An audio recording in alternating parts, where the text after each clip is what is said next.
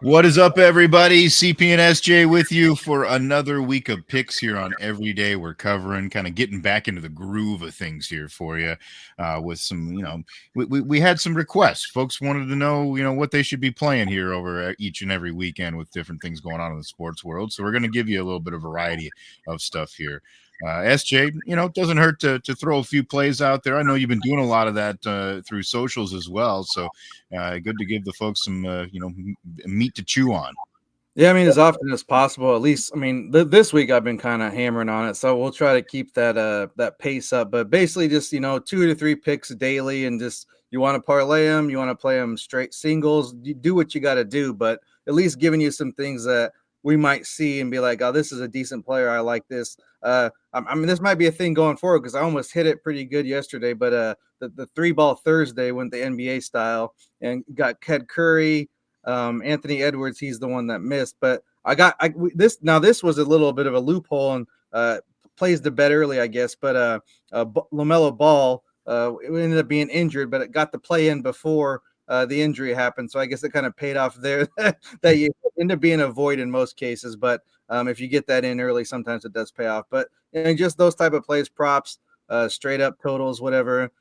College and NBA, kind of going back and forth on the basketball, and then even a couple nights I've maybe did 2 picks from one league, 1 pick from the other, and that's a good way to get yourself some plus money where you may not be taking a huge risk to get to that point. So that's one thing I like to do, and I'm sure a lot of people kind of play that way as well, where you maybe you pick a couple of favorites in college and then maybe you do a prop in the NBA and you're going to get decent return on that just because of the combining things that aren't in the same league, or your likelihood of it happening is less just for the fact that it's a different sport, quote unquote. So those are the type of things we've been throwing at you, and we'll try to keep doing that as much as possible. All right, yeah, you see the handles there, right there on the screen. So follow us there on X or Twitter, whatever you want to call it, and we'll have those picks there for you. So we'll try to do that, kind of like you said, on a maybe daily basis. So be following along there, and then we'll get back in the groove of giving these videos as well each and every week with some picks. And of course, we're right around the corner from conference tourneys and getting into March Madness too. So we'll have plenty to chat about on that front. But we wanted to get something out for you here this weekend, just with some few fun plays. I think we're going to have a little mixture here for you, some basketball and also some stuff going on in the fight game. SJ follows that stuff a little bit more closely than I do, so he's going to have some picks for you there as well. So we'll just kind of bounce back and forth here a little bit. I'm going to start here with some college hoops, and I'm going to stick with kind of what I know. I do this a lot, I think, anyways, on the football front too. And I think it pays for folks. If you're paying attention and you watch teams more often, you have a better idea of what may happen out there. Obviously, it's not 100% foolproof, because if it were, we'd be just making money hand over fist. But how are we making many videos? We just be we Scrooge McDuckin and just laying in the cash. Yeah, but at least if you're watching these games anyway, or these teams a little bit, it helps, and it makes it obviously a little bit more interesting when it's a league that you kind of follow anyways. So I do got some Big 12 stuff here for you, and the first one I'm going to start with is I saw this line, and I mean, it does give me a little bit of hesitation because of where it is, but if you look at it from a wide eye perspective, I just don't know how this is what the line is. Texas Tech getting 4.5 at Kansas tomorrow. Tech is just the better team. I mean, Kansas is on a free fall this season, for all due respects. Yeah, they've played a couple of good games here or there, and especially when they are at home. So that's what makes it a little bit scary. But still, Tech's playing good ball. They seem like a well-rounded team that's kind of gearing themselves up for this postseason run. KU's just they're so limited in what they can do. They've got a couple of guys that if they play great, yeah, they're really good, but that has to happen for them every time. And I just don't see that happening against a good team that plays defense like Tech does. So give me that 4.5. Even if they were to somehow lose, I think they're going to win this game, but it'll just be like maybe a point or two on a last second type of deal. That's the way I see this. So I'm going to go Tech to get that 4.5 and give me one there at Allen Fieldhouse. SJ, why don't you give us one? Yeah, I'll go ahead and go. I mean, the big fight card of the weekend is in New York, Brooklyn to be specific. New York City area, Barclays Center, and Gervonta Tank Davis is the main attraction there in the main event. So we're gonna make 3 picks from there. Of course, we'll start with Tank in the main event. KO is the way to go with him. And to give yourself a little bit more value, though, I'm going to go with a round grouping, which is pretty common here in the fight game. So I'm going to pick him to get that KO or TKO, either way, stoppage. You can label it that way in rounds 7 through 9. Just basically kind of the way he just pretty much a stoppage is almost a guarantee with his fights, it seems like, anymore. So I'll give him the later rounds, though, just because, give yourself a little wiggle room there. And honestly, with the straight KO, you're not getting a ton of value there. I think it was still wasn't even plus money yet last when I made the play. So we'll take him to win there in round 7 through 9.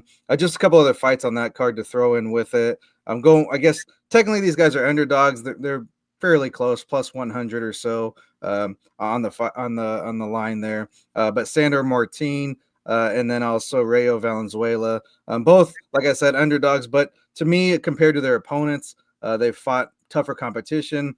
You look at Valenzuela's last fight, beat Isaac Cruz, who was Tank Davis' opponent previously, gave him a pretty good run there, and he's been a world champion, and he ended up beating him in his last fight.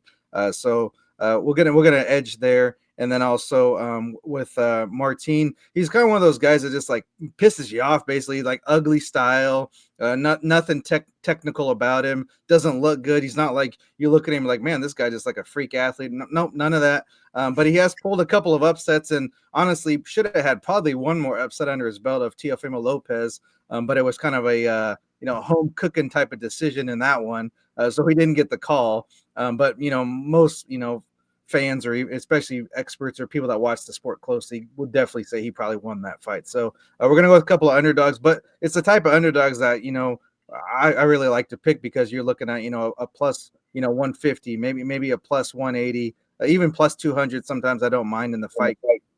So we're going that route with those three guys. So that's the three fights on that card that I'm liking this weekend here on Saturday night. All right.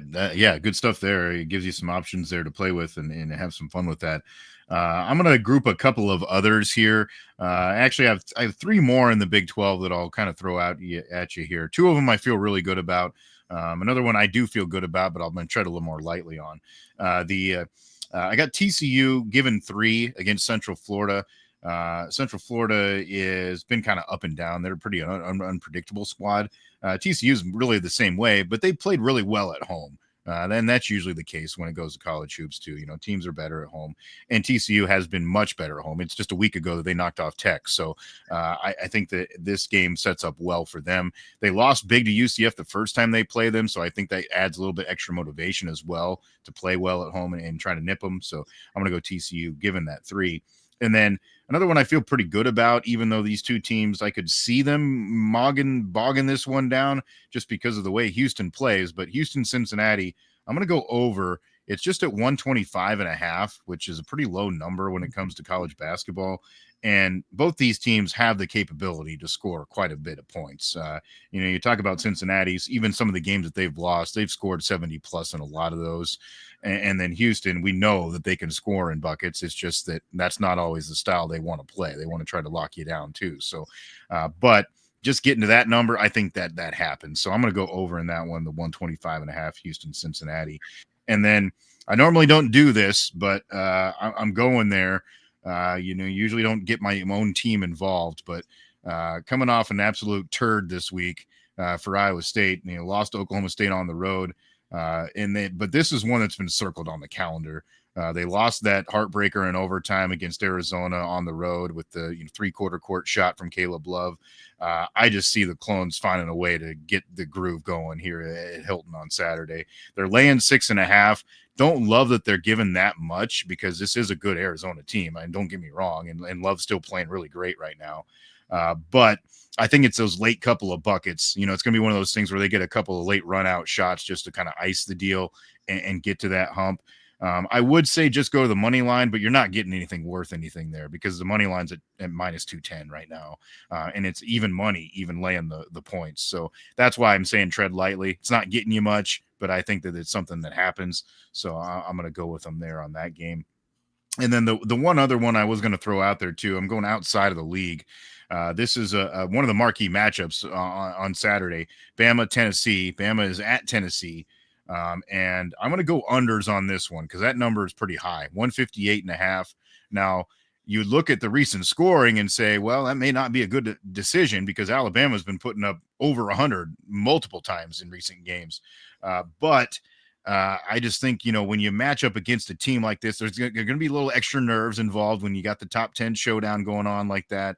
And I think the defenses are able to, cause some lulls in this game, where there might not be the scoring consistently throughout the contest. So I think it stays under that mark. Like you kind of alluded to earlier, SJ, it just seems like even when you have those marquee teams, when it's a good game, it tends to lean towards the under. So I'm going under on 58.5 in that one. So those were kind of the things that I was looking at. You got anything else to throw out there? Yeah, just one more different fight card there down in Puerto Rico, going to the islands here. But Subriel Matias, he's kind of a one of those could be the next star, next big thing. He did struggle in his last fight, still won, but wasn't the show that most people expected. So I think he's going to bounce back. I'm going to go with a knockout for him, minus 180. So you're still not great, but decent amount. And if you want to combine it with one of those fights, or hey, put a college game with a fight, you'll get some good return on that investment. And these are the picks right now. I'll probably throw some more basketball. Just tweet that out as well. So like you said, just follow us along online or social media there, and who knows, we may cook something up pretty crazy here this weekend, and have a pretty good Saturday night and a good Sunday there. Get yourself some new shades or something. Yeah, that sun's back out. It's warming up out there, so let's get you taken care of. Yeah, should be a lot of fun. Great stuff to watch this weekend. I think there's going to be some great, like you said, on the fight side, obviously some good stuff to watch, and then it's going to be a good Saturday of college basketball. There's some pretty good games on the schedule, so hope you enjoy it. Hope you enjoy our picks. Make sure that you subscribe, get the notifications here on this YouTube channel so you know when we're making these picks here for you each and every week. And then, follow us on social media there. You see the handles there at Cherokee CP, at SJM Bets there on Twitter. And then, of course, we'll repost in some other locations as well. And then if you would, of course, subscribe, and share the podcast. We'll have another full one coming out for you early next week there. Every day we're covering. We can find us on all the major podcast platforms. That's some picks to get your weekend rocking and rolling. We hope you have some fun. That's SJ Munoz. I'm Chris Parks. Thanks for joining us for some more picks here on Every Day We're Covering. We'll see you next time for some more covers.